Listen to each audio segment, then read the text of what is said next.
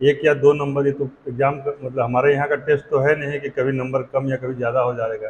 कभी किसी के एब्रप्टली बढ़ जाता है, किसी के एब्रप्टली घट जाता है। यह एक जो दायरा है, और परीक्षा देने के बाद आप सबका क्या अनुभव रहा यह भी आपने शेयर किया है। तो यह अनुभव सबसे अधिक यह रहा कि जो हमने यहाँ पे टेस्ट लिया उसके मुकाबले बीपीएससी का टेस्ट आसान लगा, नहीं लगा? तभी तो स्कोर यहाँ से ज़्यादा वहाँ आया। और जो स्थिति है अंतिम दिन तक वहाँ पर बना रहेगा यदि आपका 10 या 12 नंबर का गैप नहीं है तो। 5 नंबर का गैप वाला भी होता ना, कहीं मेरा ही वाला पाँचों गलती मत हो जाए। एक संकट है, ये मानसिक संकट चलेगा, लेकिन इसी संकट में परिणाम भी आएगा, और इसी संकट में आपका रिजल्ट अचानक से आ जाएगा। पता लगा अरे हम तो तैयारी नहीं थे। फिर आदमी कहता है कि हम बिना पढ़े दिए, तो किसी सर्टिफिकेट में लिखा रहता है कि बिना पढ़े देने पर ज़्यादा नंबर मिलेगा? है क्या ऐसा? क्योंकि ओरिएंटेशन क्लासेस जो है ना, वह 10 क्लास पे भारी होता है। इसलिए हम इतना रुक रुक के या आप लोग से बार बार ऑनलाइन ऑफलाइन कर रहे हैं कि जो लोग जुड़ सकते हैं जुड़ जाए। क्योंकि ओरिएंटेशन क्लास का कल्चर पटना में कम है, दिल्ली वगैरह में लोग इसी क्लास को करके आधा काम निकाल लेते हैं। क्योंकि well begun is half done कहा जाता है। यदि अच्छी शुरुआत आपने कर दी, पावर प्ले के 6 ओवर में यदि मार दिया 100 रन, 60 रन भी मार दिया तो काम हो जाता है नहीं। तो वेल बिगन की बात है। 2-3 चीज़ें पीटी से हमें क्या क्या सीखने को मिला वो पहले एक बार तय कर लेते हैं, उसके बाद हम लोग मेंस वाले पार्ट पर आएंगे।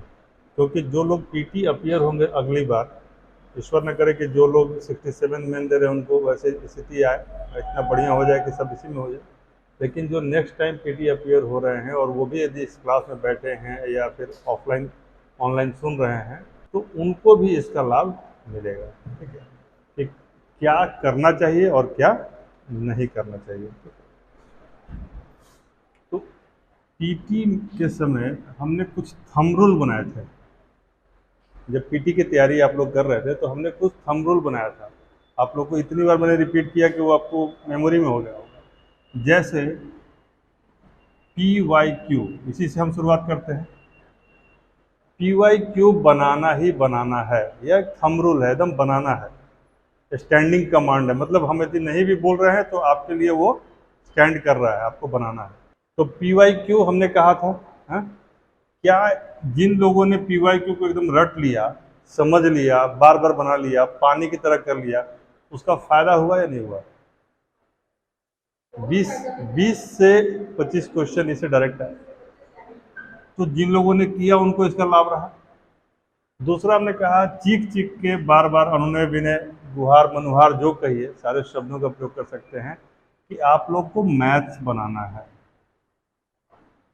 पहले प्रीवियस ईयर के सारे मैथ्स को 10 साल का बना के 100 कर लीजिए, और उसके बाद क्या करना है, उसी नेचर के टॉपिक को, ये परसेंटेज यदि लॉस आ रहा है या फिर प्रॉफिट एंड लॉस है, तो इन सारी चीज़ों को करना है। तो क्या उसमें जिन लोगों ने ऐसा किया उनका 9 नंबर के आसपास का स्कोर नहीं आया? 10 में 10 या 10 में 9 या 8 तो कम से कम आया है। तो यह भी काम किया। फिर हमारा एक रेगुलर ये था कि आपको ज्योग्राफी थ्रू मैप्स पढ़ना है। यह इस बार थोड़ा कम रहा, लेकिन इनडायरेक्टली इससे सपोर्ट में तो रहता ही है। इकोनॉमिक्स में बहुत ही मिनिमम डेटा मैंने आपको प्रोवाइड कराया था, मिनिमम डेटा, लेकिन क्या वो मैक्सिमम आउटपुट रहा कि नहीं रहा? जितना कम इकोनॉमिक्स आपको मैंने पढ़ाया उससे अधिक क्वेश्चन लड़ सकता है क्या उतने कम पढ़ाई में? बेसिक चीज़ें हैं वो करना है। इसका भी मैंने कहा था कि दर्पण का जो पीछे का भाग है और शुरू का है वो कर लीजिए, और जो वर्तमान आरबीआई के साइट पर है वो कर लीजिए। मतलब मुश्किल से 2 या 3 दिन का एफर्ट था, उससे ये चीज़ हो सकती। बाकी कहीं भी पॉलिटिक लगा कि नहीं एकदम out of the box question आ गया या समझ में नहीं आ रहा है ऐसा कुछ है। तो उसके अलावा जो 34 मिनट का एक वीडियो मैंने अपलोड किया था, उस वीडियो में जितनी सावधानी मैंने बताई थी, क्या उन सावधानी को प्रयोग करने पर 10 सवाल का फर्क नहीं पड़ा? 5 से 7 सवाल का फर्क तो केवल उसी से पड़ रहा है। क्योंकि यदि आप उस चीज़ को समझ पा रहे हैं तो वैसे ही 8 से 10 सवाल का फर्क वहाँ पर पड़ जा रहा है। तो हम पीटी का बात क्यों कर रहे हैं? क्यों? क्योंकि यह एक प्रयोग था, यह प्रयोग से आप लोग गुजरे। उस प्रयोग के बाद आपका परिणाम का समय है। तो वह परिणाम तक पहुंचेगा। अब इसमें दो कैटेगरी बनेगी, एक जिन लोगों ने शिद्दत से उसको माना, और एक कैटेगरी है जिसने मानने में इच्छा तो रही, शिद्दत नहीं रहा। इच्छा रही कि चलो कैजुअली मान लिए, ठीक है। तो जिन लोगों ने PYQ बनाया, आप थोड़ा सा विलम्ब हुए, कोई बात नहीं। जो PYQ हमने कहा था बनाने के लिए, क्या इसका लाभ मिला या नहीं मिला? पीटी में लाभ मिला। मैथ्स बनाने के लिए कहा था, यदि उस तरीके से आपने बनाया तो क्या उसका लाभ नहीं मिला? और मैप और मिनिमम इकोनॉमिक्स का जो डेटा था उससे काम हुआ, ठीक है। तो यह चीज़ें आगे जो लोग बैठे हैं, जो लोग अगला पीटी देंगे, इस बार अपीयर नहीं हुए हैं, उनके लिए अभी भी स्टैंडिंग कमान। PYQ, मैप, मैथ, और एक इसमें क्या मैंने जोड़ा था, करंट अफेयर्स का डेली प्रैक्टिस। क्या करंट के क्वेश्चन का नेचर ऐसा नहीं था जो अखबारों से डायरेक्ट उठा के पूछा था? डायरेक्ट अखबार से। जब नई दिल्ली वाले क्वेश्चन पे विवाद हो रहा है तो आपके पास एक स्टैंड है ना, कि हमने हिंदू अखबार में पढ़ा था कि नहीं ये जम्मू कश्मीर होगा। 13 तारीख को उसको चेंज कर दे रहे हैं परीक्षा के समय, तो यूपीपीएससी भी अपने आंसर शीट में उसको जम्मू कश्मीर माना। हमारे स्टडी मटेरियल में भी था। कहने का मतलब है कि पीटी में जो फॉर्मूला बताया गया वो फॉर्मूला काम किया, और इसीलिए कुछ लोग 20-25 दिन की तैयारी करके भी वहां पहुंचे हैं जहां पर के लोग 1 साल तैयारी करके नहीं पहुंचते। फैक्ट है कि नहीं? 90 प्लस चले जाना अपने आप में चाहिए, 80 प्लस चले जाना एक अच्छा एफर्ट है।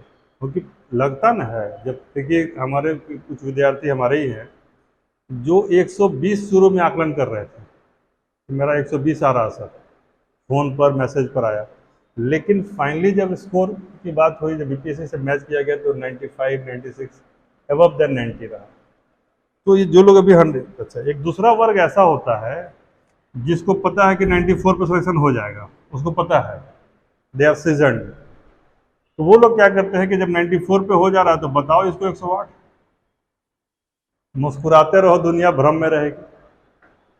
ये मुस्कुराते वाले लोग हैं, दुनिया को भ्रम में रखते हैं, अपना काम करते रहते हैं। तो आप भी उनको भ्रम में रखिए, सोचिए कि उनका हो ही रहा है, क्या दिक्कत है। जब 65th की हम बात करते हैं, सॉरी 65th की बात करें, 64th की बात करें, किसी में क्या ऐसा, 66 को छोड़ दीजिए, किसी में ऐसा हुआ क्या कि यह स्कोर 108 चला गया? 97, 98, 100, मोर देन एनफ। अब अच्छा, आप इस यहाँ जितने लोग हैं उसमें ज़्यादातर लड़कियां हैं, फीमेल हैं, तो उस केस में वो स्कोर ऑलरेडी, मतलब यदि इसमें कहा जाए तो 87 के आसपास गया था, और इसमें विदाउट EWS 86 गया था। नहीं, हम ज़्यादातर बोले, ठीक है। तो 87 और 86 क्या, यह स्कोर था महिलाओं का, फीमेल का, ठीक है, जनरल का, जनरल में EWS कैटेगरी का। यह कितना करेक्ट हो सकता है इस बार? कैसे बढ़ेगा? 65 में सीटों की संख्या कितनी थी? 400 कुछ था, 430 क्या था। 400 सीट में स्कोर जा रहा है 87, 97, ठीक है, लड़कों का 97 और लड़कियों का। तो क्या हमारा जो अभी 805 सीट है, ये 2-3 नंबर भी कम नहीं होगा? इसके अलावा इसमें 10 गुना रिजल्ट था, CDPO में कितना रिजल्ट आया है? 15 गुना। 55 सीट के लिए 800 रिजल्ट दिया है। तो जैसे रिजल्ट ज़्यादा देगा, मांग हो रही है 20 गुना तक रिजल्ट देने की, 20 गुना तक का रिजल्ट देगा, तो 16,000 रिजल्ट आएगा। 16,000 से 17,000, नहीं भी आएगा तो 12,000 तो आएगा ना। तो 12,000 से 16,000 में वैसे भी आपका 1 से 2 ग्राफ नहीं। तो जिन लोगों का कैटेगरी वाइज यदि बात करें तो 79 वगैरह के आसपास भी स्कोर है ना, तब भी सिलेक्शन होगा। क्योंकि आप लाइए ना भाई, 220 लाइए ना 150 में, क्या फ़र्क पड़ता है? इससे कोई फ़र्क नहीं पड़ता। यदि किसी का 125 भी सही आ रहा है विदाउट एनी ये, तो यदि 125 भी आ रहा है ना, तो वो क्या करेगा? वो टॉप करेगा पीटी में। इसका जुड़ता तो नहीं ना है मार्क्स। लेकिन यदि आपका 79 भी आ रहा है और आप क्वालिफाई कर रहे हैं और मेंस में इससे बेहतर कर रहे हैं तो उसका मेरिट काउंट होगा, तो उसके लिए तैयारी की। तो पीटी पर इतना एनालिसिस इसलिए किए कि आपके मन में जो शक है उसको निकाल दीजिए। दूसरी बात कि नहीं है, उतना बोलने के बावजूद भी हमको भरोसा नहीं हो रहा है, हमको लग रहा मेरा नहीं होगा, ऐसा बहुत सारे लोगों के साथ होगा। कभी लगे ये सारा सच, कभी लगे ये सारा झूठ। ये कैसी है ज़िंदगी, इसमें आप लोग गुजर रहे हैं और हम उसको अनुभव कर पा रहे हैं कैसा हो रहा हो। तो उसमें भी क्या आपके पास विकल्प है अभी? कब तैयारी कीजिएगा मेंस का? डबल ईओ का एग्ज़ाम हुआ है तो रिजल्ट आएगा, लेकिन मेंस का डेट फिक्स है, नवंबर में होगा 5 तारीख के बाद, यानी रिजल्ट नवंबर में, इसी नवंबर में। अब सोचिए कि रिजल्ट आने के 25 दिन के अंदर मेंस हो जाएगा। क्या कर लीजिएगा 25 दिन में, यदि पहले से आपने नहीं किया है तो? इसमें भी रिजल्ट आएगा 20 दिन में, रिजल्ट आपका नवंबर में रिजल्ट आएगा 67 का, और दिसंबर में मेंस होगा। तो बेटर लेट देन नेवर, इसलिए शुरुआत कर लीजिए, ठीक है। तो मेंस की तैयारी का वक्त यही होता है। और सबसे बड़ी बात है, पीटी ठीक है, पढ़ने में आनंद आता है, ले लिए पढ़ रहे हैं, कुछ भी ले लिए, जो भी मिल गया पढ़ रहे हैं, तो यह आपके एलिमिनेशन प्रोसेस का पार्ट है। लेकिन सिलेक्शन के लिए पढ़ना, क्वालिटी के लिए पढ़ना मेंस में होता है। मेंस में जो पढ़ता है उसकी क्वालिटी ऐड होती है। अब दो चीज़ें ध्यान से देखिए, पीटी में आप क्या गैदर करते हैं? इंफॉर्मेशन ज़्यादा गैदर करते हैं, और प्लस क्या गैदर करते हैं? थोड़ा बहुत कंसेप्ट, ठीक है ना सर, कंसेप्ट। लेकिन मेंस में क्या करना है? इस चीज़ को बड़ा करना है, कंसेप्चुअल पार्ट को, और इससे इसको सजा देना है। तो ऐसा कोई कहे कि पीटी में बहुत मेहनत की उसका फायदा नहीं हुआ, ऐसा होगा क्या?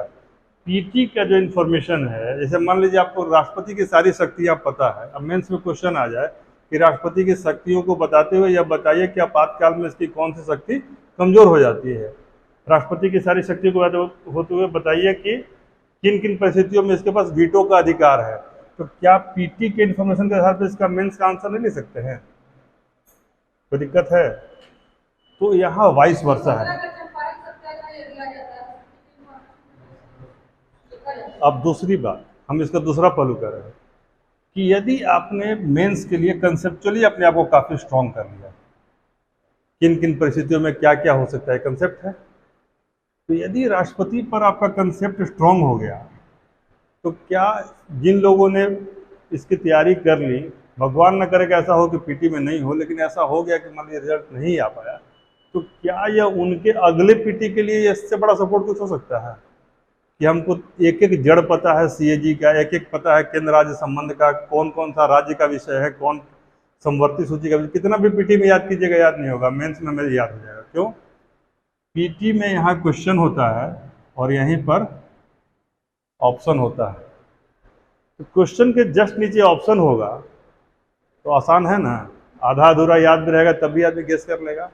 लेकिन क्वेश्चन हो और उसके बाद साधा पन्ना हो, तो डेटा फिर कहाँ से निकालना पड़ेगा? दिमाग से।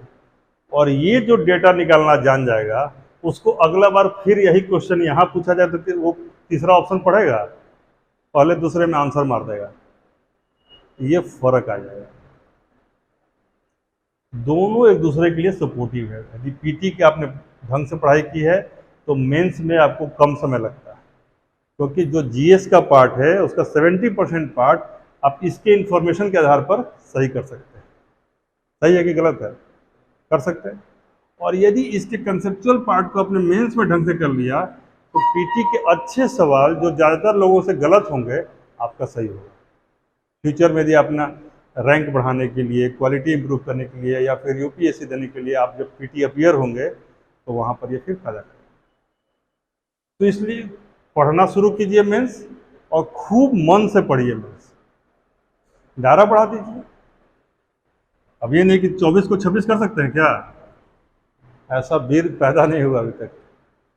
लेकिन इस 24 में 14 तो हम पढ़ सकते हैं, यदि हम हमारे ऊपर ऐसा आ गया कि जीवन मरण की बात है तो 14 घंटा, चलिए 3 महीने और सही। इन्होंने किया कि नहीं किया? कितने घंटा पढ़ते थे पीटी के समय? 17 घंटे। फैक्ट है, हम देख रहे थे इनको, ये नहीं कि हम वहीं पर अपना कुछ कैमरा वैमरा लगाए हुए थे, लेकिन मॉनिटरिंग हो रही थी, बातचीत होती थी, पता चलता था। हमने कहा कि 3-3 घंटे 4 सब्जेक्ट पढ़ना है, इन्होंने क्या किया, 4-4 घंटे 4 सब्जेक्ट पढ़ा, और उसका परिणाम आज सामने है। किया जा सकता है, ऐसी ही जिद होनी चाहिए। 2-4 नंबर ऊपर नीचे हो सकता है, लेकिन इन्होंने जो लास्ट क्लास टेस्ट था उसमें 47 मार्क्स आया था इनको, और बीपीएससी में 90+ मार्क्स, तो अपने आप में अचीवमेंट है। यह रिजल्ट से परे है, टेक इट फॉर ग्रांटेड, यह रिजल्ट है, दिलाएगा रिजल्ट, ठीक है ना, टेंशन नहीं लेना। तो 2 चीज़ें क्लियर हो गई कि हमको इन्फॉर्मेशन यदि पीटी के हिसाब से पढ़े हैं तो वो बेकार नहीं जाएगा, मेंस में काम आएगा, और मेंस के हिसाब से कंसेप्ट यदि पढ़ेंगे तो वो अगली पीटी में भी काम आएगा। इन एनी केस आपको पढ़ना है। अब आइए हमने पीटी नहीं, दूसरा, इस प्रेम संबंध को समाप्त करने के लिए पढ़ना जरूरी है। हम बार बार कहते हैं कि बीपीएससी यूपीएससी से प्रेम में मत फंसिए, कि जब कोई बात अधूरी रह जाए हर बार उसी को प्यार कहते हैं। ये बात का अधूरापन, इसको पूरा कीजिए, काम खत्म। आई एम नॉट जायज, ठीक है। पीटी में हमने आप लोगों को टारगेट दिया था फॉर मेल, फॉर फीमेल, कितना? 110 और 100, ठीक है। इसका एक फॉर्मूला भी बताए थे कैसे हो सकता है आसानी से। 10 में 10 ला दीजिए मैथ्स में, बच गया 140। 10 में 10 ला दीजिए मैथ में, बच गया 140। इस 140 में आपका 2 स्ट्रॉन्ग एरिया होना चाहिए, बाकी जनरल एरिया होना चाहिए। आप अपने हिसाब से अपने स्ट्रॉन्ग एरिया, कोई साइंस चुन सकता है, कोई हिस्ट्री चुन सकता है, कम से कम 2 स्ट्रॉन्ग एरिया चुन लीजिए। हिस्ट्री और साइंस हमने इतना करा दिया था कि आप क्लास में सबका लगभग स्ट्रॉन्ग एरिया था वो, ठीक है। इन दोनों एरिया से मिला के 60 सवाल आता है, यहाँ कर दीजिए 50 को सही, आपका 60 नंबर हो गया। अभी सवाल कितना बचा है? 60 घंटा 80 सवाल बचा है, और आपका स्कोर कितना आ गया? 60 आ चुका है, केवल रणनीति से। अब ये जो 80 सवाल बचा है, इसमें आधा गलत कर दीजिए, आधा सही कर दीजिए, जिस विधि से कीजिए आपके ऊपर सवाल है। यानी हर दूसरा सवाल गलत होगा, फिर भी आप क्वालिफाइड इसमें। और इसमें भी कुछ लॉयल सब्जेक्ट्स हैं, जैसे पॉलिटी, कितना भी कीजिएगा वो लॉयल्टी निभाता है। ज्योग्राफी यदि मैप के थ्रू पढ़ा है तो वो थोड़ा सा देगा एडवांटेज, करेंट यदि आपने थोड़ा ढंग से पढ़ा तो है, लेकिन फिर भी हम आपको हर दूसरा सवाल गलत करने का ऑप्शन दे रहे हैं। 80 सवाल में हर दूसरा सवाल गलत हो तो आदमी अगला बनाएगा नहीं। शुरू में ही 80 पढ़ जाए और हर दूसरा सवाल गलत हो जाए तो आदमी बनाएगा, फिर भी क्वालिफाई करेगा, है कि नहीं? तो ये हमने एक तरीका बनाया था, ऑलमोस्ट इस तरीके पे आप लोग चले, थोड़ा बहुत जहाँ जहाँ लूपहोल्स रहा वहीं पर नुकसान हुआ, देखे होंगे। इसलिए अब मेंस का एक तरीका बता रहे हैं, उसको ध्यान से सुनिएगा। और इस पर पीटी वाले को इसलिए बताने के बाद बता रहे हैं कि इस पर भरोसा कीजिए, ट्रस्ट इट, ठीक है। पथ एक वही, अंतर इतना, कुछ गुजर गए कुछ गुजर रहे, तो हम लोग गुजर चुके हैं, तो आप लोग उसका लाभ लीजिए। खुद गुजर के मतलब समय बर्बाद मत कीजिए, ठीक है। आपको बीपीएससी में 900 नंबर की परीक्षा होती है, ध्यान दीजिएगा, अपराजिता ध्यान से सुनिए, हैं। 900 नंबर की परीक्षा। पहले क्या था कि 4 चीज़ें होती थी, 2 ऑप्शनल होता था, बहुत ही स्ट्रेटजी दूसरी होती थी। ऑप्शनल का प्रभाव बहुत ज़्यादा था। यदि आपका हिस्ट्री है, ज्योग्राफी है, तो 2-2 सब्जेक्ट पढ़ना और दोनों को बैलेंस करना पड़ता था। अभी क्या हो गया, GS1, GS2, सॉरी 1, 2 और ये ऑप्शनल, ठीक है। तो इन दोनों को मिला के कितना मार्क्स का हो रहा है? ये 600 और ये है 300। यानी परसेंटेज वाइज देखा जाए तो 33% का बात है ऑप्शनल, और 66% ये 66% है। तो दारोमदार जीएस पर ज़्यादा है, और ये मेरा एरिया है। तो यहाँ आपके साथ हम हैं। इस पर भी ऑप्शनल पर ऐसा नहीं है कि दूसरे का एरिया तो कमज़ोर होगा, वो आपका एरिया है, उसमें अच्छा हो सकता है। अब टारगेट पहले देख लीजिए। टारगेट यदि पता हो कि हमको जाके इतवारपुर का दुर्गा जी का मंडप देखना है, तब ना हम इतवारपुर जाएंगे। मन में टारगेट लेंगे तब ना पहुंच पाएंगे कि नहीं हमको बुर्ज खलीफा देखना ही है, तो जाएंगे। हमने जब टारगेट ही नहीं लिया, पता ही नहीं है टारगेट क्या, जाना कहाँ है, तो हम चलेंगे कहाँ? तो फिर तो इतवारपुर इधर हम चलेंगे सोमवारपुर, ठीक है ना। कहने का मतलब है कि टारगेट। तो पिछले जो 2-3 परीक्षा हैं उसमें इंटरव्यू कॉल आया है ऑलमोस्ट 430 के आसपास, 430 नंबर आउट ऑफ 900। 2-4 नंबर कम ही है, 10 नंबर ऊपर नहीं है। कितना लाना है? 430 आउट ऑफ 900। अब इसको हम लोग मैथ की तरह सॉल्व कर लेते हैं। आज आपको यदि ये नहीं लगे कि हमारा मेंस निकल जाएगा तो फिर बहुत मुश्किल है निकलना, आज लगना चाहिए कि निकल जाए। अब इसमें पेपर 1 है और GS2 है, ठीक है। GS1 में 3 एलिमेंट है। एक है DI, डेटा इंटरप्रिटेशन, दूसरा है हिस्ट्री, और तीसरा है करेंट अफेयर्स या IR, दोनों मिलाकर 3 एलिमेंट है। 72 मार्क्स का DI है, 114 नंबर का हिस्ट्री है और 114 नंबर का करेंट। पेपर 1 यही है आंकड़ा। पेपर 2 में देख लीजिए। पेपर 2 में 72 मार्क्स का क्या है? Science tech, science and tech. और इसमें सेकंड है पॉलिटी, यह कितने मार्क्स का है? 114। इकोनॉमिक्स प्लस ज्योग्राफी, यह भी 114 में, ठीक है। अब देखिए ये मैथ कैसे सॉल्व हो जाएगा।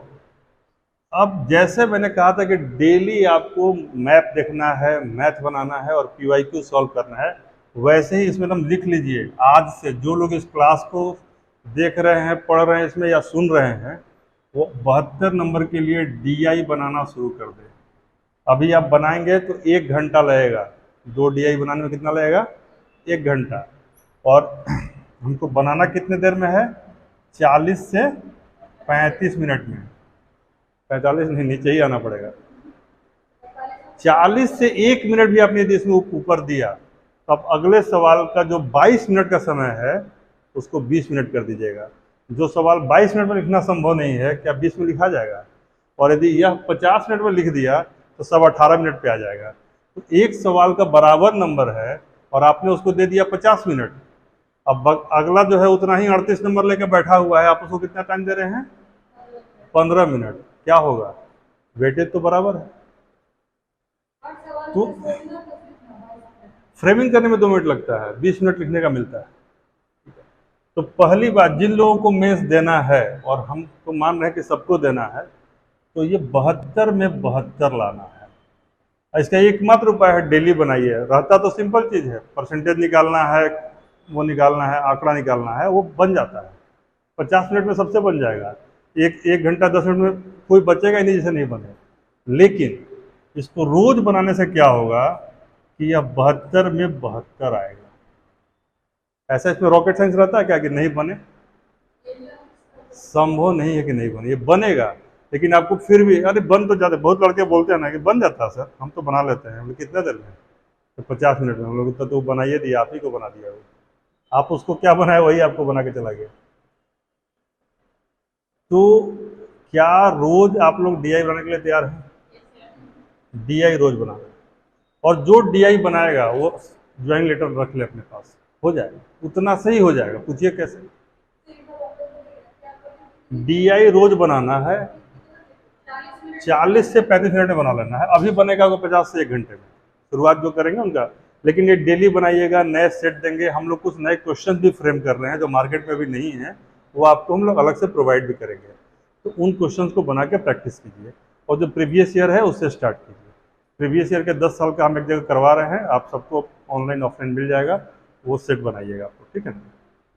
सॉल्व पेपर हाँ जब, हाँ ये बहुत अच्छा सवाल है। जब भी आप इसको प्रैक्टिस कीजिए, थ्योरी को पूरा लिखिए, शब्दों से कंजूसी नहीं, एब्रिविएशन का कम यूज कीजिए, दैट इज वगैरह का यूज कर सकते हैं, बाकी आपको एकदम थियोरेटिकली लिखना है।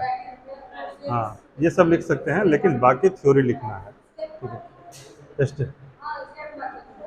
हाँ कैलकुलेटर इसमें अलाउड रहता है, कैलकुलेटर आप ले आ सकते हैं। ठीक है,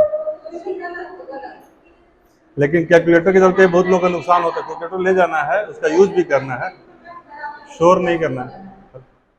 कैलकुलेटर आपको ले जाना है, लेकिन कोशिश करनी है कि कैलकुलेटर के चलते टफ सवाल लोग चुन लेते हैं। कैलकुलेटर है ही, कुछ भी आंकड़ा होगा हम कर लेंगे, नहीं, सवाल चुनने में ही आधी गलती होती है।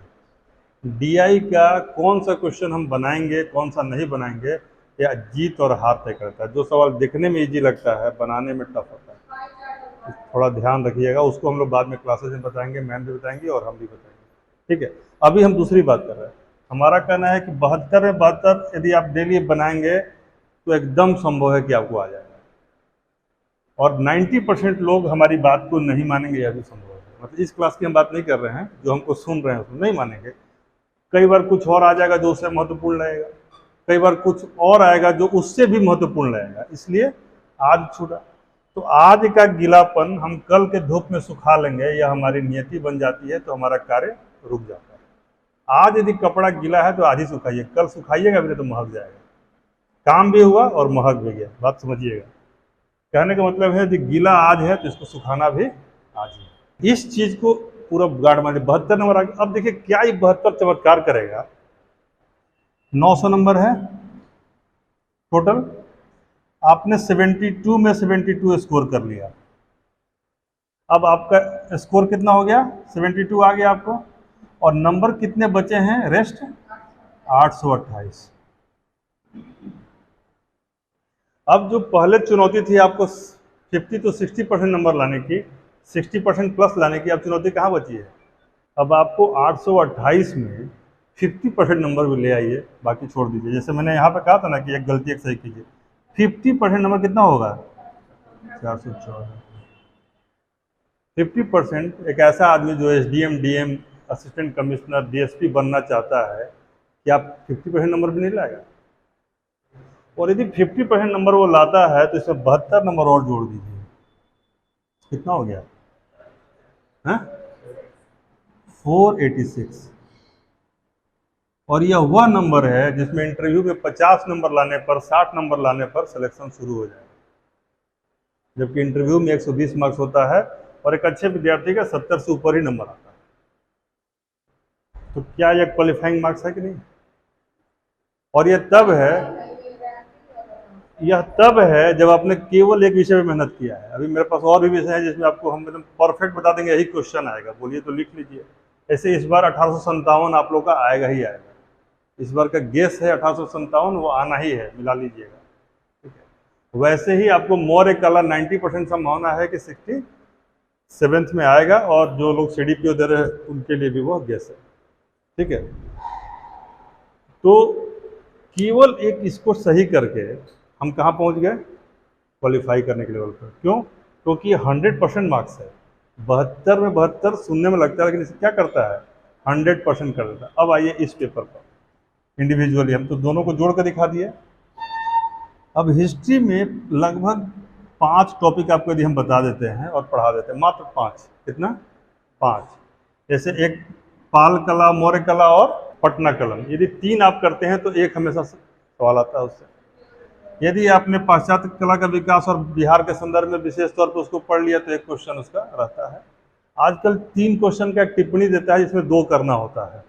उसमें यदि गांधी बाबा को आप कर लिए तो ये हर बार आते हैं, ये रिपीट होते हैं, गांधी जी रिपीट होते हैं। और उनके साथ यदि आपने नेहरू जी को, वल्लभ भाई पटेल को और टैगोर को और अंबेडकर को पढ़ लिया तो ये टिप्पणी वाला आपका सही हो जाएगा। टिप्पणी में फायदा क्या रहता है कि 3 सवाल हो गया, एक मान लीजिए 30 नंबर का कोई सवाल है और 3 पार्ट में हो गया, तो आदमी सोचेगा कि भाई इसको 10 में 7 नंबर दे देते हैं, अच्छा लिखा 6 दे देते हैं। तो 30 में 18 लाना मुश्किल है, लेकिन 10 में 6 लाना आसान है, बात समझिएगा। 30 में वो सीधे देगा 16, 15, लेकिन 10 में बोला कि नहीं 6 दे देते हैं। उसके दिमाग में वहाँ पे 60% ही चल रहा है, इसको 60% देना है, लेकिन 30 नंबर के सवाल में कहाँ शुरू करेगा, 15 से ऊपर को 60 समझता है, इसी को 60 समझता है, 16 दे देगा। आपने वही आंसर लिखा है, इसलिए कोशिश करना चाहिए कि टिप्पणी वाले सवालों को लिखना चाहिए। छोटा स्पेस में ज़्यादा इन्फॉर्मेशन लिखिएगा, नंबर देने के लिए वो बाध्य हो जाएगा। क्योंकि 10 ही नंबर में थी, गांधी जी का पूरा जीवनी हम डाल रहे हैं, जो उनकी गांधी जी के सत्य के साथ प्रयोग को पूरा, तो एक अच्छा सवाल जो बाकी लोग अटेम्प्ट नहीं करेंगे, आपने किया तो यहाँ पर अच्छा नंबर आता है। कहने का मतलब है कि ये जो हिस्ट्री वाला पार्ट है ना, यह स्टेबल पार्ट है, लॉयल पार्ट है, जो आपको गिरने नहीं देता है।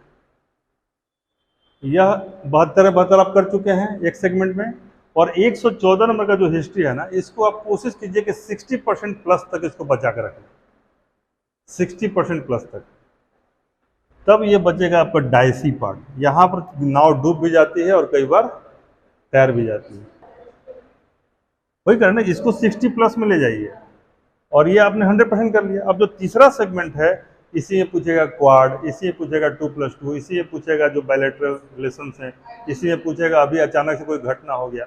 ये सारी चीज़ें जो करंट, जो पीटी का करंट है, वो यहाँ पर आईआर है। यहाँ भारत पाकिस्तान आप याद करके गए हैं, भारत वियतनाम पूछ देगा।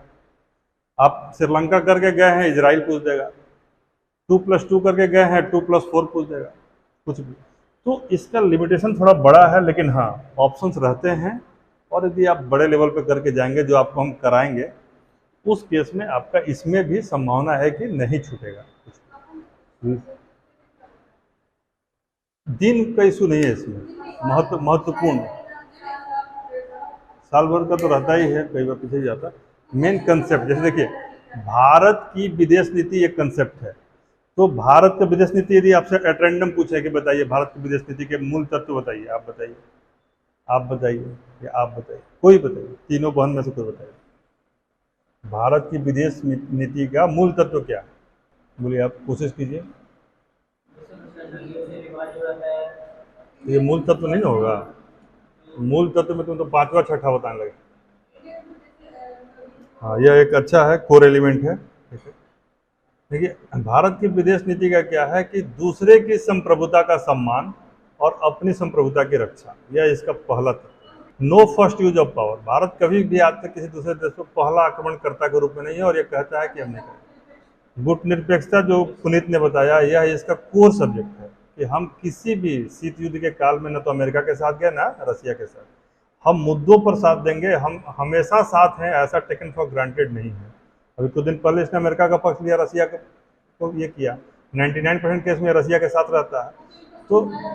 तो भारत का विदेश नीति का मूल तत्व है पंचशील का सिद्धांत, जो दिया गया था नेहरू के समय, वो आज भी चला आ रहा है, ठीक है ना, जिसमें कि क्या है, सहनशीलता का तत्व है, जिसमें संप्रभुता का तत्व है, जिसमें नो फर्स्ट यूज और मिनिमम डिटरेंस, हम यूज नहीं करेंगे लेकिन हम रक्षा करेंगे, ठीक है। तो विदेश नीति को यदि आप समझ जाते हैं, और भारत के बदले आपको बांग्लादेश का ही सवाल पूछ देता पाकिस्तान के बदले, तो भी आप आंसर लिखने में कुछ हद तक सफल हो जाइएगा, है कि नहीं। कोर चीज़ों को समझना पड़ेगा। जैसे भारत का यदि विदेश नीति हो गया, तो भारत की विदेश नीति में 3 पहलू आएंगे ना, एक भारत और उसके पड़ोसी राज्य जो आसपास में हैं, इनसे कैसा संबंध है, तो संबंध में 2 ही चीज़ देखा जाता है, क्या क्या अच्छा है, मान लीजिए शर्मा जी या शुक्ला जी में संबंध चल रहा है, तो क्या क्या लोग कॉमन है, तो कॉमन ये है कि भाई लोग दोनों जो है सुबह सुबह जॉगिंग करने जाता है, ऐसा कहा है ना, लोग खूब सब्जी उब्जी का आदान प्रदान होता है, अगल बगल में घर है, तो इस तरह ये सब क्या है, गिव एंड टेक रिलेशनशिप कहा जाता है इसको। तो ये पड़ोसियों के साथ अलग तरह का एक्सपोर्ट इम्पोर्ट का ज़्यादा बारंबारता रहता है, FATF के ग्रे लिस्ट में नहीं रहता है, ठीक है। तो ये एक नेबरहुड वाले में एक रिलेशन चलता है, एक ग्रुप बनेगा भारत और उसके पड़ोसी राज्य, दूसरा ग्रुप बनता है भारत और विदेश में महत्वपूर्ण देश, दूसरे मतलब अंतर्राष्ट्रीय संबंध में जो बड़े देश है, जैसे कि अमेरिका पड़ोसी नहीं है लेकिन उसका रिलेशन महत्वपूर्ण है, रसिया पड़ोसी नहीं है लेकिन महत्वपूर्ण है, इजराइल पड़ोसी नहीं है लेकिन रिलेशन महत्वपूर्ण है, छोटा है जापान लेकिन रिलेशन महत्वपूर्ण है। तो यह एक आजकल नया एलिमेंट आ गया है कि भारत और बड़े समूहों के बीच में संबंध, जैसे OECD के साथ, ओपेक के साथ, क्वाड के, तो यस प्रभावी। और फिर तीसरा के बाद चौथा समूह बनता है भारत और जो दूसरी जो, सॉरी भारत हटा दीजिए, जो बड़े जो देश मतलब अमेरिका है और ये रसिया है, इनका आपस में संबंध, रसिया और चाइना का आपस में संबंध, अमेरिका और चाइना का आपस में संबंध, वर्ल्ड ऑर्डर को मेंटेन करने या प्रभावित करने वाले देशों का आपस में संबंध या समूहों का आपस में संबंध। क्या हो गया? बड़े देशों का आपस में संबंध या बड़े समूहों का आपस में संबंध, बड़े समूहों के साथ देशों का संबंध। तो बेसिकली एक ही बात है, अलग अलग तरीके से बताया जा रहा है। ठीक है, तो India and its neighbours, India and major countries relation with India and their personal relations also, ये सारा मिलाकर आपका चलता है। ठीक है, तो ये तीसरा सेगमेंट को यदि आप बैलेंस कर लेते हैं तो किसी भी सूरत में यह जो आंकड़ा है 72 में 72 आपको आ चुका है। इसमें यदि हम 65 तक ले जा सकते हैं हिस्ट्री में, क्योंकि इसमें गेस क्वेश्चन रहता है, तो गेस क्वेश्चन में नंबर लाने के कुछ तरीके हैं जो आपको हम जब पढ़ाएंगे तो बताएंगे।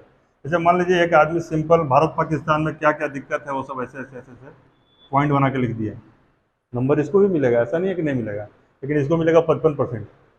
ठीक है, एक आदमी आया उसमें पूरा वो ऐसे एक चार्ट बनाया, फिर इसमें भी ऐसे ऐसे बनाया, फिर यहाँ पर एक बार नक्शा करके भी दिखाया कुछ कुछ, इसको नंबर ज़्यादा मिलेगा। ये रेड क्लिफ भी दिखा दिया, सरक्रिक भी दिखा दिया, ये कहीं पर जो है कितना किलोमीटर हमारा ज़मीन हड़पा है वो भी दिखा दिया, पहली बार किया, मतलब पूरा चार्ट बना दिया, तो इसको अलग से नंबर मिलेगा। मान लीजिए यदि मौर्य कला दिखा रहे हैं तो एक आदमी मौर्य कला लिखा, इसमें बहुत पतला नाक बनता था, हैं, इसमें इस तरह की चीज़ें चित्रित की जाती थी। वो क्या किया, वो पूरा कोशिश करके कुछ चित्र बना दिया कि बिल्ली के पीछे भागता हुआ जो चूहा है या चूहा के पीछे भागता हुआ बिल्ली है, चानू दड़ों वाला दिखा दिया यहाँ पे बना के।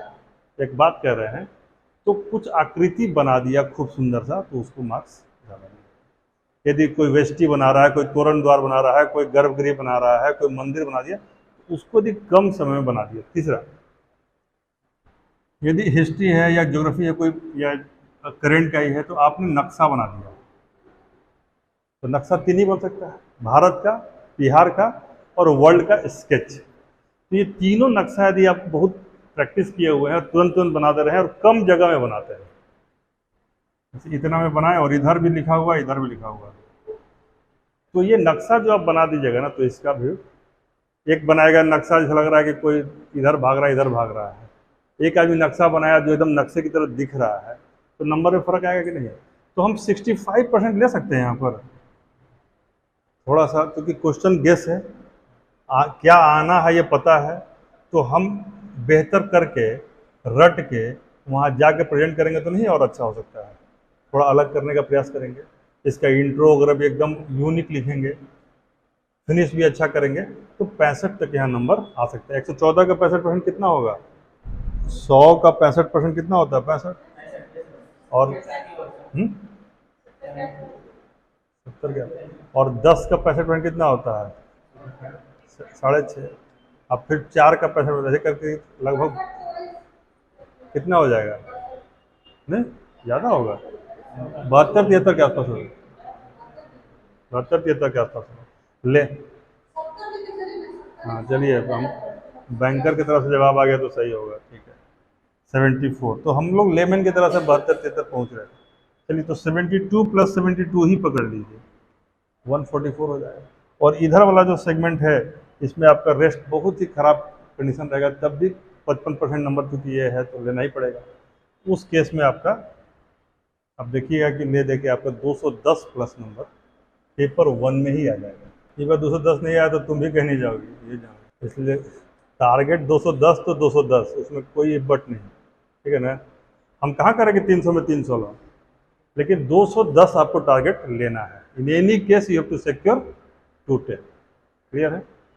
अब 210 के साथ आप जब जाएंगे तो आपके पास 600 नंबर बचा है, 300 नंबर ऑप्शनल का और 300 नंबर जीएस पेपर 2 का। पिछले वाले परीक्षा में 66 में हमारे के स्टूडेंट को 194 नंबर आया, पेपर 2 में 194, पेपर 1 में हमारा क्लास का रिकॉर्ड है 224 अभी तक, ऑप्शनल में भी 224, ठीक है।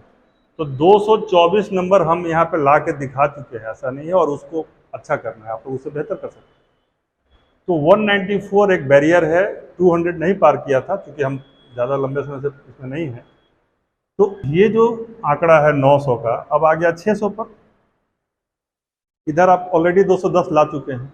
अब इस 600 में यहाँ पे 194 एक स्कोर आया हुआ है, हमारे आगे बीच से बाहर में तस्वीर भी लगी हुई उसकी, फाइनली क्वालिफाई किया केवल इसके नंबर के बल पर। इंटरव्यू बहुत खराब गया था, फिर भी क्वालिफाई कर, क्योंकि इसी में नंबर अच्छा आ गया। ठीक है, तो ये 300 में यदि किसी को 194 आया है, तो हम करें कि आपको 170 तो आ सकता है, एवरेजिंग के सिद्धांत पर 180 तो आ सकता है। तो इसका टारगेट आप रखिए 180, आए चाहे जो भी, 20 बढ़ जाए, इसीलिए कर रहे हैं। हमने तो कोई अनरियलिस्टिक कहा नहीं है। 300 में 180 कह रहे हैं, ये टारगेट लेके आपको चलना है। क्यों? क्योंकि इसमें पॉलिटी आपका एक सेफ ग्राउंड है। राज्यपाल की शक्ति, राष्ट्रपति की शक्ति, केंद्र राज्य संबंध, यही सब सवाल रहते हैं, फिक्स सवाल है। डीपीएसपी और फंडामेंटल राइट का तुलना, ये सारे गेस क्वेश्चन रहते हैं। तो ये यहाँ पर आप थोड़ा सा चार्ट, ग्राफ, धारा, अनुच्छेद और कुछ कोटेशन डाल देंगे, कुछ लेटेस्ट ये क्या बोलते हैं सुप्रीम कोर्ट, हाई कोर्ट के जजमेंट्स, वो डाल देंगे तो काफ़ी इम्प्रूव कर जाता है। किस बहुत सारा कोटेशन होता है, तो वो सब डाल के ढंग से इसको जो लिखते हैं तो अच्छा नंबर आ सकता है। साइंस क्या है कि देखिए, अभी जैसे 5G किया लॉन्च, तो इंटरनेट ऑफ थिंग्स टाइप की चीज़ें हैं, आर्टिफिशियल इंटेलिजेंस क्या कर सकता है, नैनो टेक्नोलॉजी से क्या संभावना है। इसमें मात्र 5 सेगमेंट बनता है। एक होता है gene oriented achievements, human genome से संबंधित। ठीक है, काम क्या है? मनुष्य के जीवन की दशा को बेहतर बनाना, how to improvise the conditions of a human life as well. ठीक है, तो उसको इम्प्रूव करना है कि नहीं। तो जीनोम प्रोजेक्ट, जीन संबंधी जितनी भी चीज़ें हैं वो सारा यहाँ पर रहेगा। ठीक है, बायोटेक्नोलॉजी का जितना भी एस्पेक्ट है सब इसमें आता है। दूसरा आईटी, आईटी का ब्रॉडर एस्पेक्ट है, यह आईटी आपको पूरा का पूरा कवर करना पड़ता है इसमें। ठीक है, आईटी का तो यूज है ही। तीसरा जो सेगमेंट है वह है रिन्यूएबल एनर्जी और नॉन रिन्यूएबल एनर्जी, यानी भविष्य की ऊर्जा। जो एक कारें आ रही हैं, इलेक्ट्रिक व्हीकल्स आ रहे हैं, इसी से जोड़ के देखा जाता है कार्बन इमिशन को। ये दोनों इंटर रिलेटेड है, आपस में जुड़ा हुआ है। ठीक है, पोल्यूशन वगैरह सब इसमें आ जाएगा। और तीसरा जो सेगमेंट बनता है चौथा, वह हो जाता है आपको न्यूक्लियर पावर, उस इसी में आ जाएगा वो। ठीक है, हाँ स्पेस, सॉरी, हाँ एक स्पेस अचीवमेंट्स का अलग से रहता है। 4-5 टॉपिक है इसमें। वैसे तो सुपर कंडक्टिविटी, फिर नैनो टेक्नोलॉजी, तमाम चीज़ें हैं, ये सब उसका पार्ट आएगा। ठीक है ना। तो ये सेगमेंट यदि आप ढंग से करते हैं तो यह फिर जैसे यहाँ स्टैट्स है ना, वैसे ये नंबर देता है। जैसे स्टैट्स में 72 आ सकता है, तो उसमें 72 तो नहीं आएगा, लेकिन 58-60 नंबर तक इसमें पहुंचा जा सकता है इस सेगमेंट। यह इतना अपने आप में शानदार है क्योंकि इसमें क्वेश्चन गेस हो जाता है। एरिया कम से कम हम लोग बता सकते हैं कि इसी एरिया से आएगा और उसी एरिया से आता है। तो वो बच गया आपको इकोनॉमिक्स एंड ज्योग्राफी। थोड़ा डाइसी रहता है इकोनॉमिक्स और ज्योग्राफी वाला जो एरिया है ना, थोड़ा सा इसमें, लेकिन इसमें भी कृषि को यदि ढंग से कर लेते हैं तो एक क्वेश्चन तो कहीं ना कहीं कृषि से टच करता ही है। कृषि के बहुत सारे एस्पेक्ट्स हैं, जैसे भारतीय कृषि के समक्ष चुनौतियाँ, बिहार विशेष के संदर्भ में उसका रोड मैप, विकास के उपाय। यदि आप इसको ही करते हैं एक क्वेश्चन आराम से कि भारतीय कृषि के समक्ष क्या क्या चुनौतियां हैं और बिहार के संदर्भ में विकास के लिए, कृषि के विकास के लिए क्या उपाय किए गए हैं, बताइए। तो आपका एक सवाल कृषि वाला इसमें आ जाता है। कृषि में वो विपणन तक जाते हैं, केवल उत्पादन नहीं, उत्पादन की चुनौती तो है ही, भंडारण की चुनौती भी है, भंडारण के बाद विपणन की चुनौती है, और विपणन के बाद फूड प्रोसेसिंग की चुनौती है। ठीक है, सारे वही नए एस्पेक्ट्स। तो ये तो कृषि वाला हमारा इसमें मेन हम लोग एनालिसिस क्या कर रहे हैं कि क्या ये गेटेबल है कि नहीं। तो कृषि वाला पार्ट यदि इकोनॉमिक्स में आप कर लेते हैं, ज्योग्राफी वाला, तो ये दोनों इंटर रिलेटेड है, इकोनॉमिक्स में भी है और ज्योग्राफी में भी है। तीसरा जो सेगमेंट है इसमें पॉलिटी है। पॉलिटी तो बता ही चुके हैं, साइंस टेक और तो इसको एक बैलेंस बना के हम कहाँ तक जा सकते हैं, 180 का एक रेंज आप लोग रखिए इसमें।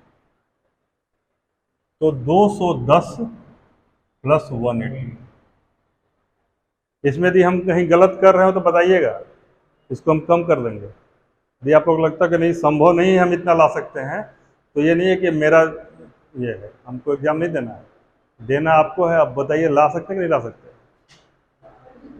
नहीं, अभी मन में आ रहा है कि नहीं, जैसे कि जो हमने बताया कि इस तरीके से करने से ये होगा, तो 72 में 72 कितने लोगों को लगता है कि हम डीआई में नहीं ला सकते हैं? कुछ भी कर ले 72 नहीं आएगा। ऐसा यदि मन में लग रहा तो बताइएगा, फिर उससे बात करेंगे ना। जैसे मैथ्स वाले पीटी में आप लोगों ने किया कि कुछ लोगों को हमने कहा और कुछ लोगों ने बनाया, लेकिन कुछ लोगों ने नहीं बनाया मान के कि हमसे हो जाएगा, ये गलती इसमें नहीं कीजिएगा, तो आ जाएगा। इसको एकदम आपको, जैसे आपके घर में आपके भाई के शादी हो रहा हो, फिर भी उस दिन डीआई बनाने के बाद ही शादी अटेंड करना। आप समझा रही है? उसमें एक्सक्यूज नहीं चलेगा कि हम हल्दी कूटने गए थे चाहे जो भी करने। फिर भी आपका ठीक रहा, क्योंकि पहली बार आप एग्ज़ाम दिया, उसके हिसाब से बहुत अच्छा है। और इस बार तो टाइम पीटी बाद में पढ़ना है, मेंस पहले पढ़ना है, तो मेंस पढ़ते रहिए। और बैलेंस 14 घंटे में 8 घंटे 6 घंटे का, मतलब 12 घंटा तो ऑन एन एवरेज पढ़िए आप लोगों से। 3 महीना 12 घंटा पढ़ने से किसी का कैजुअलिटी तो हुआ नहीं आज तक।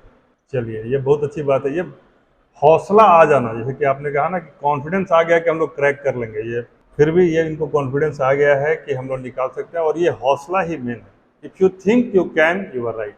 If you think you can not, you are also right. तो आप सोचते हैं कि आप कर सकते हैं, आप सही हैं। यदि आपको लगता है कि आपसे नहीं होगा, यह भी सही है, क्योंकि जब लगता है कि नहीं होगा तो नहीं होगा। हम इस पर एक छोटा सा उदाहरण, क्योंकि हम क्रिकेट बहुत खेले हैं, बीएचयू की तरफ से खेले हैं, दिल्ली यूनिवर्सिटी के खिलाफ खेले हैं। तो एक बार क्या हुआ कि मैच जो है हम लोग खेल रहे थे, और आखिरी ओवर में 2 रन चाहिए था ओपोनेंट टीम को जीतने के लिए, 2 रन। और हम संजोग से अपने टीम के कप्तान थे, संजोग से कहिए चाहे तिकड़म भिड़ा के कहिए, जैसे कहिए, कप्तान हम ही थे। तो मेरे पास ये ऑप्शन था कि हम चाहें तो गेंद करके जा सकते हैं, लेकिन हम ले लेते और मैच हार जाता, तो हमको बहुत बोलता। तो हम उन लोग को एक ग्रुप मीटिंग टाइप का नहीं होता है, बुला के बोले कि ऐसा है कि मैच तो हारिए गए, एक बार ट्राई करें क्या हम, क्योंकि हमसे बेहतर बॉलर टीम में था, फिर भी हम बोले कि ट्राई करते हैं। तो थोड़ा बोलेगा, जब कप्तान ने बोल रहा है कि, तो सब हाँ हाँ कर दिया।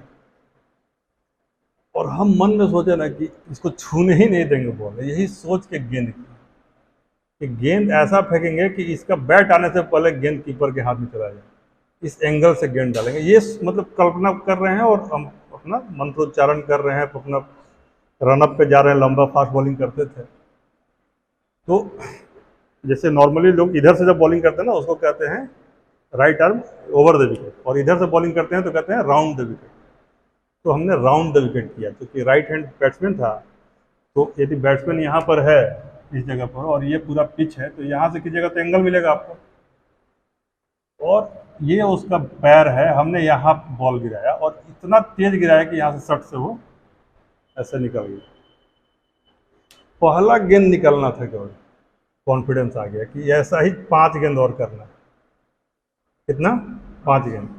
तो भी बोका तो है नहीं जो बैटिंग कर रहा है, वो भी तो पोजीशन चेंज करेगा ना अपना। 2 गेंद निकाल दिए खड़खड़। तो हमको लगा कि तीसरा गेंद में तो ये जरूर टच कर देगा, 2 गेंद टच ही नहीं हुआ। अब 4 गेंद पे चाहिए 2 रन। तीसरा गेंद उसने मार दिया, लेकिन उसी एंगल में था, वो मारा ना तो बॉल स्वर्ल करने लगा। स्वर्ल मतलब ऐसे ऐसे ऐसे ऐसे ऐसे ऐसे ऐसे घूमने लगा, और एक फील्डर उसके नीचे था कैच लेने के लिए। लेकिन पता नहीं मेरे दिमाग में क्या आया कि लगा कि ये कैच पकड़ेगा तो इसके हाथ से छूट जाएगा, क्योंकि बॉल घूमता हुआ आ रहा है, इसको आइडिया नहीं लग रहा है कि बॉल घूम रहा है। तो हम उसके पीछे जाके उस कैच को लेने का प्रयास नहीं किया, उसके पीछे इंतजार कर रहे हैं कैच छूटेगा तब लेंगे, और वैसा ही हो गया। कैच छूटा और फिर हम लिए। अब तो डर गया बैट्समैन जो है ना, कुछ लगता है मंत्र मार दिया है अब ऐसे नहीं होगा। और हम सही में मतलब मंत्र उच्चारण भी कर रहे थे, इसका भी साइकोलॉजिकल इफेक्ट था कि कौन मंत्र मार रहा है, ये भी तो बात है। तो उसके बाद उससे कमज़ोर प्लेयर आ गया, नया प्लेयर आ गया, तो उसको तब जब तक समझ में आया था 2 गेंद और निकाल दिए, 5 गेंद निकल गया। लेकिन हमको डर नहीं लगा, 5वां गेंद जब निकल गया ना, तब हमको डर लगा। इतना मेहनत बेकार मत चल जाए। इसका जो भय होता है ना, बड़ा खतरनाक होता है। आखिरी गेंद पे लगा कि हम तो 5 गेंद तो निकाल दिए, कोई दिक्कत नहीं है, 1 बॉल 2 रन, कहीं चौका लग गया, पीछे छूट गया, कीपर से भी छूट जाए, इतना तरह का टेरर आया ना कि क्या बताए। लेकिन फिर भी उसी एंगल पे किए और कीपर के हाथ में कैच हो गया आखिरी, मतलब 2 का 2 जस्ट का जस्ट बचा रहे और हम लोग मैच जीत गए। तो ट्राई कीजिए पूरे मन से, बाकी तो जो होना है होगा। मन लगा के एक बार कीजिए तो मेहनत, संभव कैसे नहीं है कि नहीं होगा, ठीक है ना। इसमें जो 2 बातें निकल के सामने आई, तो कोई ऐसा है जिसको लग रहा है कि हम 72 में 72 नहीं ला सकते यदि हम आज से लेकर रोज डीआई बनाए तो, या कोई है जो प्लानिंग कर लिया कि हम डीआई बनाएंगे नहीं, बिना डीआई के बेच देंगे। हाँ, डीआई देखिए, अब आप लोग प्रैक्टिकल पार्ट पे आइए। आप तो थोड़ा विलम्ब हो गया, सारी बातें निकल गई, लेकिन वीडियो देख लीजिएगा, ठीक है ना। प्रैक्टिकल एस्पेक्ट पे आइए। आप लोग जिन लोगों को मेंस देना है, 7 कॉपी खरीदेंगे, 7 कॉपी, बस 5 मिनट में हम इसको ओवर करेंगे, घबराइए मत। 7 कॉपी खरीदेंगे। एक सबसे मोटी कॉपी होगी, एकदम स्टूडेंट की तरह करें, छोटे बच्चों की तरह, ये मोटी कॉपी होगी रफ की, ठीक है। और बाकी जितने सब्जेक्ट्स हैं, और एक डीआई का होगा अलग से, वो तो चलता रहेगा। बाकी सारे सब्जेक्ट के हिसाब से एक एक कॉपी होगी, जिसमें फेयर आंसर आप लिखेंगे। जब आंसर लिख लेंगे, उसी के बगल में, जैसे मान लीजिए 5 पेज में आपने आंसर लिखा, तो हाफ पेज में आप उसका पीटीआर बनाएंगे, पॉइंट्स टू रिमेंबर, पीटीआर, ठीक है। क्वेश्चन को पढ़ेंगे, पढ़ के बिना देखे लिखेंगे, ये काम हो गया। पीटीआर को 10 बार पढ़ेंगे। आधा पन्ना को 10 बार पढ़ना आसान है ना, एकदम पढ़ना है इसको। ये एकदम जैसे कैसे हम उन लोग को याद करवाए हैं जूनियर क्लास में, कौन सा चीज़, प्रियम्बल, कि we the people of India having solemnly resolved to constitute India into sovereign society democratic rule and secular. इस फ्लो में आपको पीटीआर याद होना चाहिए। क्लियर? आपको करना क्या है, 6 कॉपी बनानी है, रफ में मैटर को पढ़ना है, लिखना है, पूरा खींचतान करना है। मैथ बनाना है तो उसमें कहीं कोई डिसिप्लिन नहीं चाहिए, पूरा बनाते रहिए। लेकिन एक बार फेयरली उसको सब समझने के बाद, जैसे मान लीजिए राष्ट्रपति और प्रधानमंत्री की तुलना कर रहे हैं, राज्यपाल से तुलना कर रहे हैं, या फिर डीपीएसपी का फंडामेंटल राइट से तुलना करें, तो पूरा हर जगह से पढ़ लीजिए, लक्ष्मीकांत से, एमबी पायली से, बख्शी से, जिससे भी मिल जाए उसे, पांडे जी से, किसी से पढ़िए। लेकिन जब कंसेप्ट क्लियर हो गया कि नहीं अब ठीक है, तो जब लिखिए तो फ्रेश लिखिए, और जो फ्रेश लिख रहे हैं उसके की नोट्स को पीटीआर बना के यहाँ पे डाल लीजिए, और इस पीटीआर को 10 बार पढ़ लीजिए। जब बाद में आपको 1 सप्ताह बाद रिवाइज करना हो, केवल पीटीआर पढ़िएगा, पूरा क्वेश्चन याद आ जाएगा। क्योंकि लास्ट मोमेंट में आप कितना क्वेश्चन पढ़िएगा, संभव नहीं है। लेकिन पीटीआर को 10 बार पढ़ना, क्वेश्चन को 10 बार पढ़ने के बराबर है। समझ आ रहे बात? This will save your time, precious time, ठीक है। ये सारा चीज़ पॉइंट्स टू रिमेंबर, जैसे एक 6 पन्ने के आंसर में हमारे पास 10-12 पॉइंट होते हैं रिमेंबर करने के, उनको यहाँ लिखना है, वो डेटा है। दूसरा, एक अलग से आप कॉपी या डायरी बना लीजिए, जिसको कहिए कि डेटा माइनिंग के लिए, ये क्वालिटी एड ऑन करने के लिए है। ये उन लोगों के लिए है जो मतलब क्वालिटी पर काम कर रहे हैं। जो पहली बार दे रहे हैं उनको थोड़ा सा मुश्किल होगा इसको करना, लेकिन जो सेकंड टाइमर हैं या जिनका मतलब कुछ मार्क्स से छूट रहा है, उनको यहाँ पे ऐड ऑन करना होगा। कि जैसे मान लीजिए आप जल संसाधन पे एक सवाल लिख रहे हैं, तो उससे संबंधित डेटा यहाँ पर आना चाहिए। तो डेटा कहीं आपको कभी जैसे कोई न्यूज़ सुन रहे हैं, डीएनए आ रहा है, ठीक है, अब उसमें कोई डेटा आ गया, आपने विज्ञान प्रगति पढ़ा, उसमें कोई आंकड़ा आ गया, तो उसको यहाँ पर जल संबंधी आंकड़े को लिख लीजिए, कृषि संबंधी आंकड़े को। यानी इसमें हर तरह का फैक्ट एंड फिगर्स आपके पास एक ही जगह हो, अलग अलग हेडिंग्स में। इससे क्या होगा कि तुरंत निकाल के आप आंसर में पुट कर सकते हैं, डेटा डेट के साथ। ये नहीं कि कब का है, ये होना चाहिए, तो वहाँ डेट और सोर्स मेंशन कर दीजिए कि ये सेंसस के हिसाब से है, ये एनएसओ के हिसाब से है, या हमारे इस रिपोर्ट के हिसाब से है। तो उस रिपोर्ट का नाम लिख के वहाँ परीक्षा में लिख दीजिए कि यूएनडीपी की एक रिपोर्ट में कहा गया है कि आने वाले 25 वर्षों में कोई भी अखबार नहीं छपेगा, 2050 में आखिरी अखबार छपेगा। तो आप उसमें सोर्स कोड कीजिएगा तो बहुत अच्छा लगेगा, ठीक है ना। तो ऐसे आप कर लीजिए, ये प्रैक्टिकल बात है उन चीज़ों को करने के लिए। लेकिन जो फैक्ट है कि हमें लाना है कम से कम 540 इसका टारगेट लेना है। इसके लिए होता है 180 180 180। यह सबसे आसान तरीका है, सबसे आसान तरीके से 100 540 लाया जा सकता है। लेकिन आप क्या कर रहे हैं, यहाँ ला रहे हैं 210, तो आपके पास कुशन है। यदि यहाँ 210 ला के इन दोनों में 180 ला दिया तो मज़ा आ जाएगा, आपका नाम टॉपर्स में होगा। 636 नंबर ला के रैंक 1 आया था, सारा जोड़ के 636 में।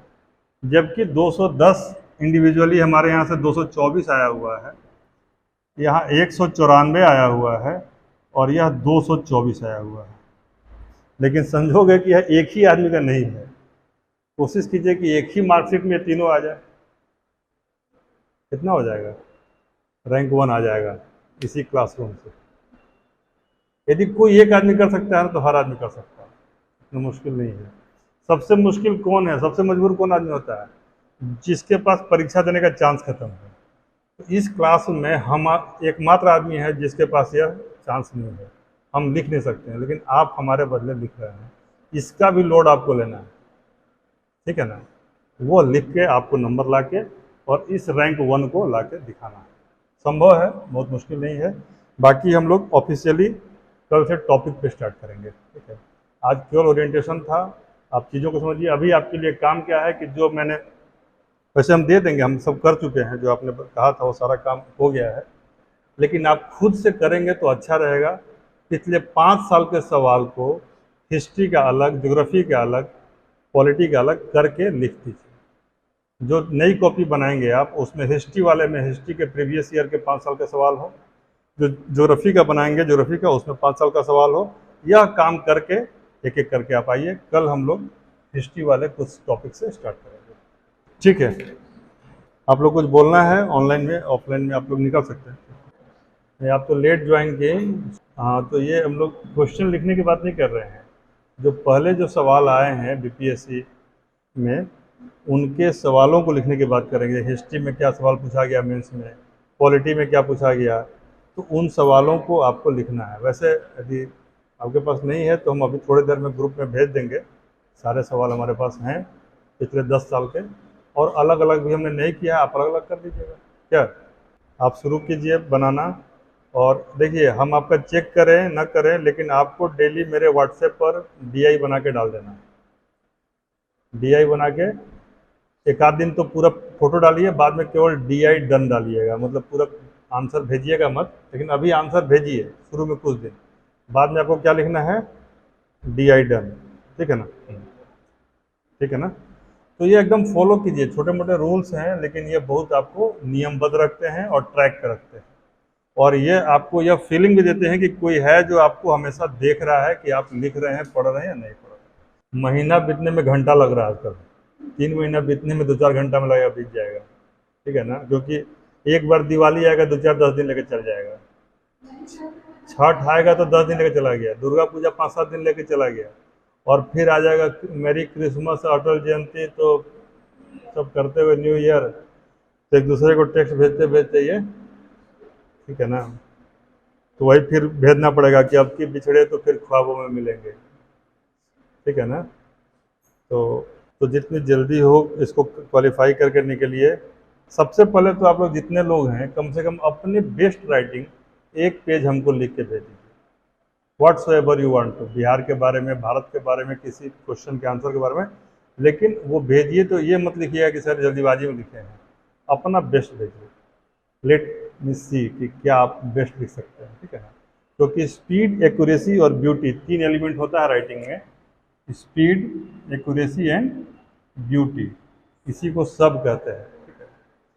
तो जब आप स्पीड बढ़ाएंगे तो एक्यूरेसी खराब हो जाती है और ब्यूटी तो खराब हो जाएगा। इन दोनों को बढ़ाएंगे तो ये स्पीड घट जाएगा, लेकिन जब पी बढ़ाएंगे तो सब पे भारी है वो प्रैक्टिस। इसलिए एक नियम हम बताना भूल गए, वो एकदम स्टैंडिंग कमांड है। जिन लोगों को इस बार का मेंस लिखने का 5% भी चांस है, वो 15 से 20 पेज रोज लिखेंगे। कितना पेज? मिनिमम 15, शुरुआत 10 से कर सकते हैं, धीरे धीरे 15 तक ले जाएंगे। और यह करने में सबसे अच्छा तरीका क्या है कि आप एक जीएस पेपर 1 से क्वेश्चन का आंसर लिखिए, पेपर 2 से एक आंसर लिखिए और डीआई बनाइए। ठीक है। एट रैंडम कभी कभी अपना ऑप्शनल के बारे में एक क्वेश्चन लिख लीजिए, तो ऐसे करके आपका ये पूरा चलता रहेगा। जिन लोगों के LSW सब्जेक्ट्स हैं, LSW का क्लास हमारे यहाँ वीकेंड पे चलेगा, शुक्रवार को, शनिवार को और रविवार को 3 दिन LSW का क्लास चलेगा। कल एक इंग्लिश मीडियम के लिए क्लास हुआ था जिसका वीडियो अपलोड हो गया है। बहुत ही अच्छे टीचर हैं, वो टॉपर रहे हैं बिहार में। LSW का जो संस्थान है उसमें 60 विद्यार्थियों में सर अपने टाइम में टॉप किए थे, और वो बड़ी अच्छी बात है कि आप लोग को गाइड कर रहे हैं। ठीक है, तो उनके अनुभव का लाभ लीजिए और एक कीर्तिमान स्थापित कीजिए। आज इसी नोट पे फिर मिलते हैं। ठीक है।